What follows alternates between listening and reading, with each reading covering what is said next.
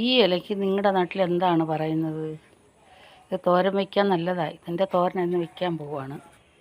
എല്ലാം പിച്ചി ബക്കറ്റിലിട്ട് നിറയെ പുഴുവായിരുന്നു. ഇതിന് ഞങ്ങൾ പറയുന്നത് ചായമാനസ. പറമ്പിൽ ഇഷ്ടം പോലെ ഉണ്ട്, ആരും ഒടിക്കത്തില്ല. ഇത് വെച്ച് ചക്കക്കുരുവും ചേർത്തൊരു തോരൻ വയ്ക്കാൻ പോവുക. ഫുള്ള് പ്രാണി പിടിച്ച് എല്ലാം പിച്ചി പുറത്ത് കളഞ്ഞിട്ട് കുറച്ചെടുത്തിട്ടുണ്ട്. ഇത് ഞങ്ങൾ പറയാൻ ചായമാനസ. സൂപ്പറാണ് ഇതിൻ്റെ തോരൻ. ഇതാണ് ഇതിനകത്തെ പ്രാണി. പിന്നെ ചിലന്തി ഉണ്ട്. ഇത് കണ്ടോ?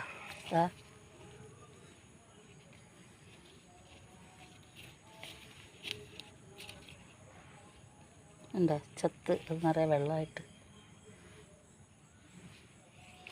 ഇതാണ് ഇതിനകത്തെ പ്രാണി. ഫുള്ള് ഇലയിലും ഉണ്ട്. ഇതെല്ലാം കളഞ്ഞു വേണം നമുക്ക് എടുക്കാൻ. നമുക്കിനി ചായമാനസ തോരൻ വെക്കാൻ എണ്ണ ചൂടായി, കടുകിട്ട് പൊട്ടി നമുക്ക് ഉള്ളി ഇടാം.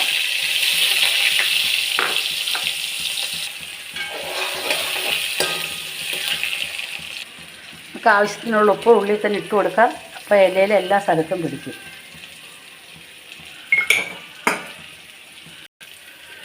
ഉള്ളി മൂത്ത് നമുക്കിനി ചീര ഇട്ട് കൊടുക്കാം. ചായമാനസ അത് ഇല ഒതുക്കി നമുക്ക് ഇച്ചിരി നേരം കമത്തി അടച്ച് ചെറു തീയിൽ ഒന്ന് വേവിച്ചെടുക്കാം. ചീര പകുതി മുക്കാലും വെന്തു. നമുക്കിനി പുഴുങ്ങി ഉപ്പിട്ട് ചതച്ച് വെച്ച് പുഴുങ്ങി ചതച്ച് ചക്കക്കുരു ഇട്ട് കൊടുക്കാം. ചക്കക്കുരു ഇട്ട് ഇനി നമുക്ക് വെളുത്തുള്ളി, ജീരകം, പച്ചമുളക്, കറിവേപ്പില എല്ലാം കൂടെ ചതച്ച് തോരന് ചതച്ച് നമുക്ക് ഇട്ട് കൊടുക്കാം. എല്ലാം കൂടെ ചതച്ച് നമ്മുടെ അയ്യത്തുണ്ടായ സാധനങ്ങളാണ്, ഒന്നും കളയരുത്. എല്ലാം ഇങ്ങനെ എടുത്ത് നമ്മൾ ഒരു ശകലം മണ്ണയുള്ളെങ്കിൽ അവിടെ ചീരയുടെ തലപ്പ് കുത്തി വയ്ക്കണം. എന്നിട്ട് അവിടെ നിന്ന് നല്ല ഇലകൾ കിട്ടും, വിഷമടിക്കാത്ത.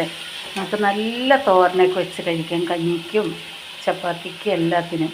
നമുക്കിതേ രീതിയിൽ തന്നെ മുരിങ്ങയില വയ്ക്കാം, കൊഴുപ്പൻ ചീര വയ്ക്കാം, വയലിച്ചീര വയ്ക്കാം. എല്ലാ ഇലകളും നമുക്കിങ്ങനെ വയ്ക്കാം.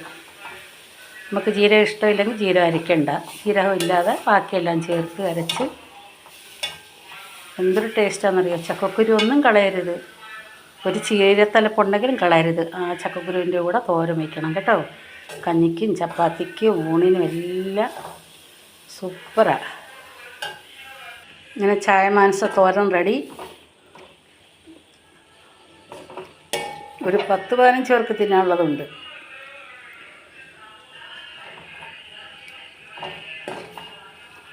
ഓക്കെ, എല്ലാവരും ഇങ്ങനെ ഉണ്ടാക്കി കഴിക്കണം കേട്ടോ.